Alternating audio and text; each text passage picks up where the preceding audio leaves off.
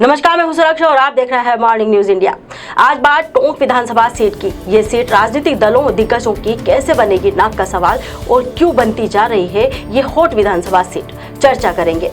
विधानसभा चुनाव महत्वपूर्ण होने के साथ साथ दिलचस्प भी होता है। चुनावी छोड़ के बीच अलग अलग पार्टियों से बड़े बड़े चेहरे मुख्यमंत्री की रेस में खुद को आगे करने में कसर नहीं छोड़ रहे हैं। राजस्थान की टोंक विधानसभा सीट का 1993 से इतिहास रहा है कि जिस दल का विधायक इस सीट से चुना जाता है, प्रदेश में उसी दल की सरकार बनती है।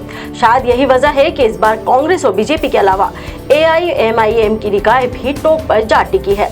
राजस्थान विधानसभा चुनाव में असदुद्दीन ओवैसी अपनी पार्टी AIMIM के साथ कूद गए हैं। यहाँ पहले से कांग्रेस बनाम बीजेपी था और अब ओवैसी भी कहीं ना कहीं राज्य में कुछ सीटें हासिल करना चाहते हैं। ओवैसी की वजह से पैदा हुई हलचल का असर सचिन पायलट पर भी पड़ने वाला है, क्योंकि टोंक में मुस्लिम आबादी अच्छी खासी है। बीजेपी पहले ही दक्षिण दिल्ली से सांसद रमेश विधुड़ी को टोंक जिले का चुनाव प्रभारी बनाकर मैदान में उतार चुकी है, जबकि असदुद्दीन ओवैसी की पार्टी में राजस्थान AIMIM के महासचिव काशिक जुबेरी को टोंक से टिकट देकर चुनाव लड़ाने की चर्चा तूल पकड़ रही है।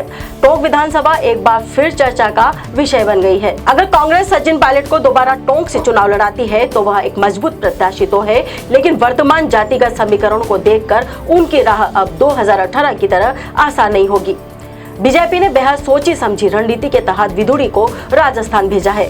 रमेश विधुड़ी गुर्जर समुदाय से आते हैं। टोंक समेत राजस्थान की करीब 40 सीटों पर गुर्जर समुदाय नतीजों को प्रभावित करने की क्षमता रखता है।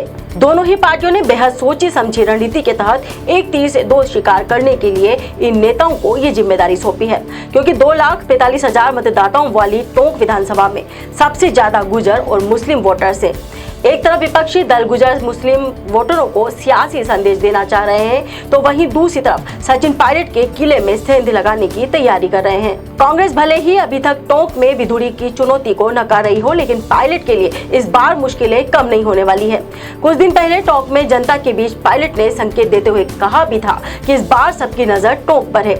आपको इस बार मुझे पिछली बार से ज्यादा वोट देकर जिताना होगा। टोंक में जातिगत मतदाता के आंकड़ों पर नजर डाले तो बीजेपी और AIMIM की रणनीति को बेहतर तरीके से समझा जा सकता है।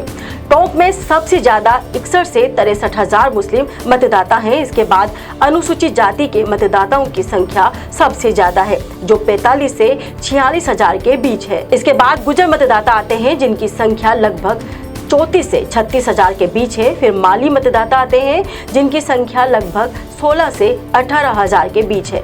टोंक में ब्राह्मण वोटर्स की संख्या सिर्फ 14 से 15,000 के बीच है, जबकि जाट मतदाता 12 से 13,000 के करीब है। SD मतदाताओं की संख्या भी यहाँ 12 से 13,000 के बीच है। वैश्य महाजन मतदाताओं की बात करें तो ये लगभग 10,000 है।